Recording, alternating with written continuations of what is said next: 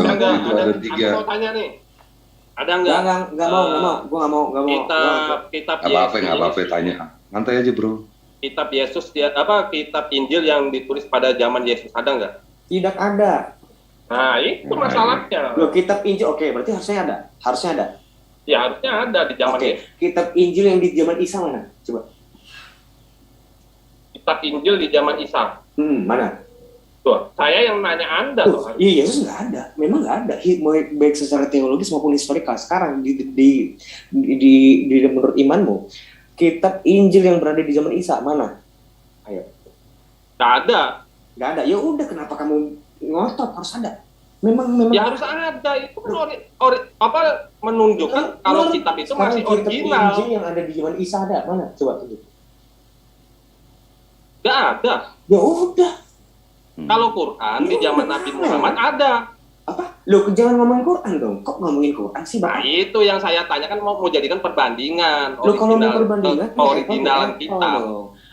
Kamu kalau nggak bandingin Injil, masa ngomongin ke Quran nggak apple to apple?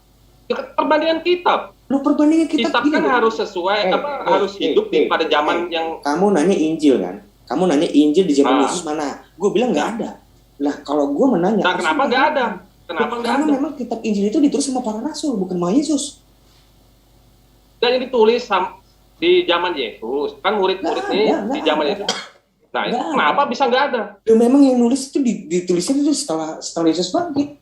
Itu historikal.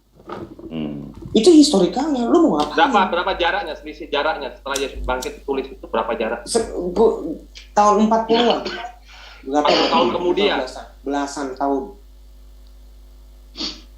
Belasan tahun kemudian, berarti Yesus nggak ikut mengoreksi itu kitab kan? Berarti tidak, sama di zamannya sekarang. Muhammad mengkoreksi nggak di zaman Utsman? Tapi bacaan itu kan masih dijawab dulu. Muhammad mengkoreksi nggak di zaman Utsman bin Affan? Enggak. Ya udah sama kan. Ya tapi kan Utsman kan masih sahabat Nabi. Iya. Kalau misalnya pahala aja. Toh juga kalau belum ada ke waktu itu, di zaman itu, kalau nggak ditemukan kira perbedaan bacaan, itu kita kamu nggak ada itu, Pak.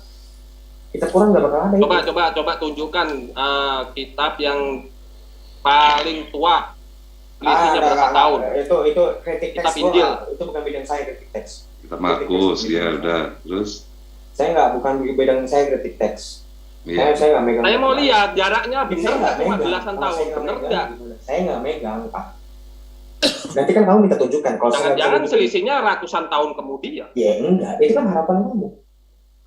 Kalau makanya coba tunjukkan. Ya saya nggak megang, Pak. Nggak megang. Saya nggak megang. Ya linknya lah, link yang bisa dipercaya. Kalau kitab itu selisihnya tidak jauh dari Yesus. Ya cari sendiri, bisa kok. Kitab Markus kan semua bisa dicek. Kitab Markus kapan ditulis, kitab kan bisa dicek.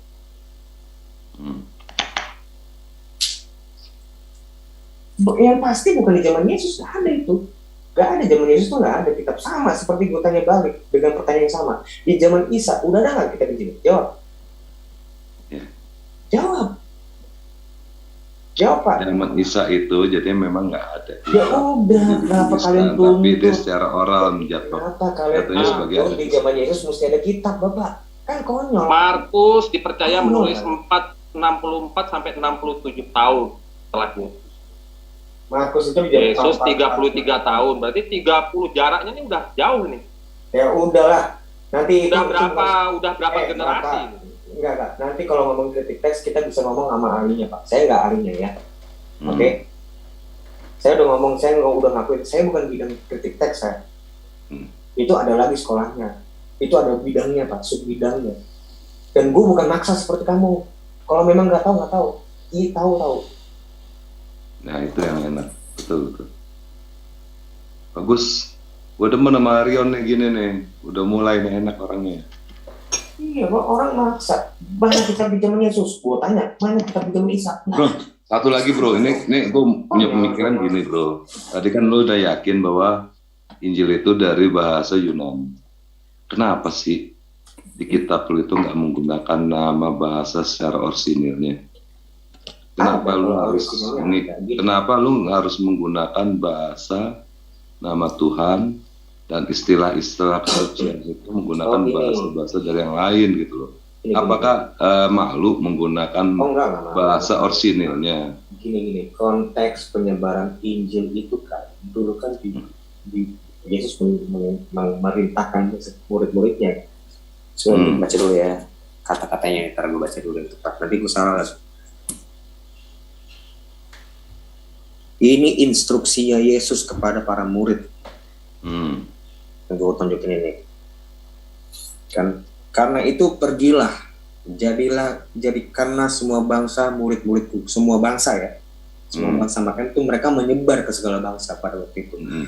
Dengan tentu dengan tahap-tahap yang ada tahapannya, nggak langsung ke habis itu langsung pergi mereka ke Asia, nggak langsung, ada tahapannya. Dan baptislah mereka dalam nama Bapa dan Putra dan Roh Kudus, ayat 20-nya. Dan ajarlah mereka melakukan segala sesuatu yang telah kuperintahkan kepadamu. Kepadamu itu ke siapa? Kepada para murid. Ya, jadi kepadamu itu bukan ke gua, bukan, kepada murid. Dan ketahuilah aku menyertai kamu senantiasa sampai kepada akhir zaman. Menyertai siapa? Dalam konteks ini, para muridnya.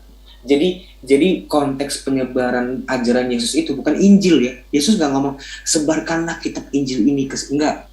Ajarkanlah semua ajaran yang diajarin Yesus itu ke segala bangsa. Apa bro yang diajarkan Yesus? Ya itu tulisannya kan dari tulisan ini Pak. Ya, maksud saya yang diajarkan Yesus itu apa? Ya baca aja dari kitab-kitab itu. Loh, baca di kitabnya. Tapi pada waktu itu kan belum ditulis kitabnya. Saat itu pas itu Yesus menyebut itu, kan itu belum ditulis kitab. Ngerti nggak sih kita masalah timeline-nya, ngerti nggak? Ini timeline, ini ngomongin timeline. Pada waktu Yesus ngomong itu kan belum ditulis kitabnya. Nah, dia berjalan dengan waktu, adalah orang murid-muridnya itu menulis. Markus itu muridnya Yesus loh. Lukas itu muridnya Yesus. Jangan kamu kira. Bertemu Yesus, bertemu. Jangan salah. Mereka bertemu itu.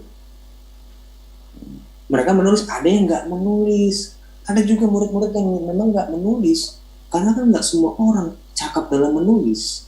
Bukannya nggak bisa nulis ya, cuman tidak semua orang cakap dalam menulis. Sama seperti kita nih, apakah kita semua nggak bisa nulis? Bisa. Tapi jadi penulis nggak? Ya enggak. Gue main musisi, ada yang jadi pegawai, ada yang jadi pemain basket. Nggak semua jadi penulis.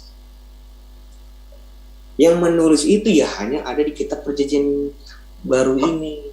4 kitab Injil, 1 kitab sejarah, surat-surat para rasul, termasuk surat Yakobus, surat Petrus, sama kitab Wahyu.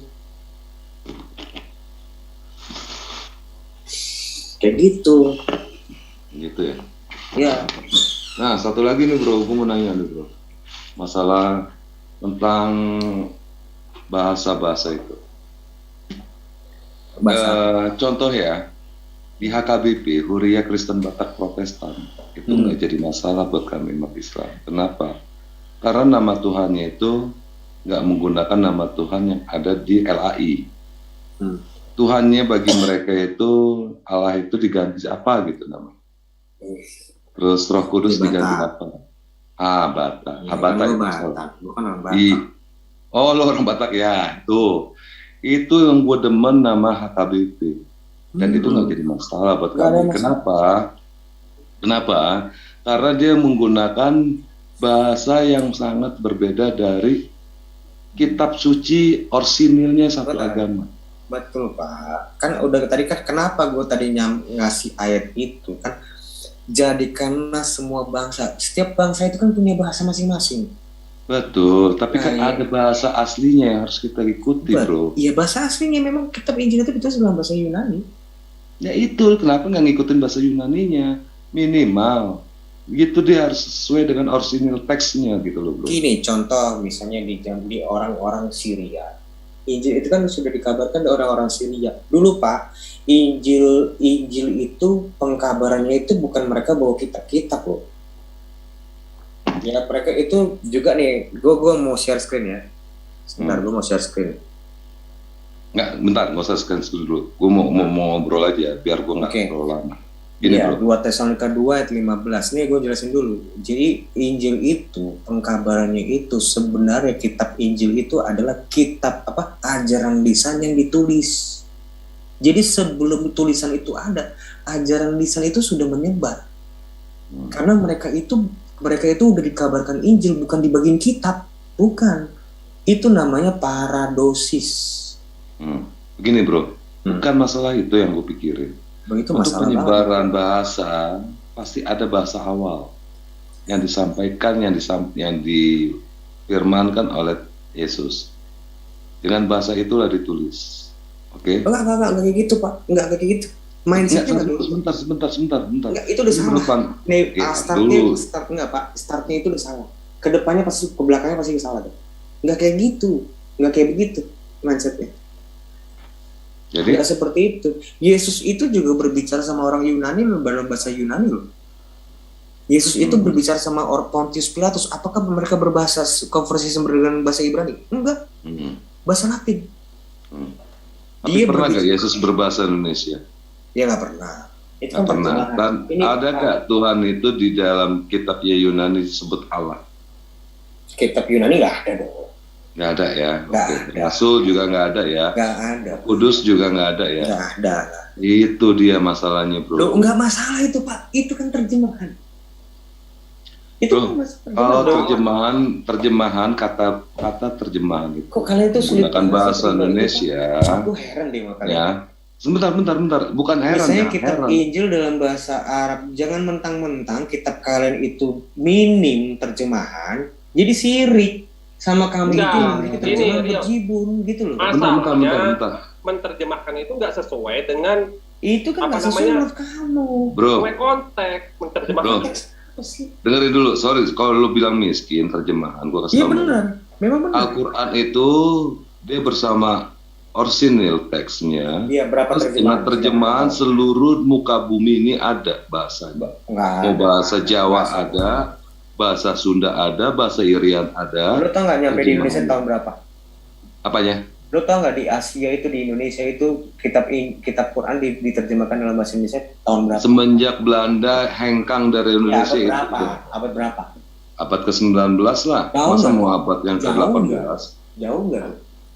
Apa terjemahan, Bro? Artinya Iya. Berapa kita terjemahan dituntut terjemahan? untuk mempelajari bahasa gini. Gue kasih tahu. Gue dari kecil, gue nggak kesulitan Gua tahu. memahami Tuhan gue itu Allah, karena sesuai dengan Al-Quran. Gue tahu Pak, kultur Quran itu kan tadi kan gue udah bilang itu bacaan Pak. Gue tadi udah menjelaskan itu. Jadi maksud gue dulu jangan ngulang-ngulangin. Gue ngerti. Nggak ngulang. Enggak. Kenapa kalian itu memang membaca itu nomor satu? Karena memang Quran itu bacaan. Ya setiap kata itu yang kalian yang ada di dalam Quran kan itu kan kalian anggap firman. Karena itu berasal dari Allah melalui Jibril kepada Muhammad yang dilanjutkan kepada sahabatnya kan gitu toh. Betul. Nah kitab Injil itu bukan gitu kulturnya. Jadi- Itu perbedaan kita. Nah itu tadi gue tunjuk satu. Beda dong. Jadi pengabaran itu melalui para rasul-rasul muridnya, gitu kan? Enggak, bukan salah. Ya kan muridnya kan rasul, bro. Enggak, kita kan konteksnya kan tulisan. Kitab yang di kitab itu apa sih yang tulisannya itu? Bukan ngomongin ajaran. Karena kalau ajaran itu Pak ada dua. Ajaran itu bisa tertulis dan tidak tertulis. Pada mulanya pertama tulisan, bukan tulisan. Ya sama Itu Islam. ada Islam di itu juga dua awalnya tuh dengan lisan.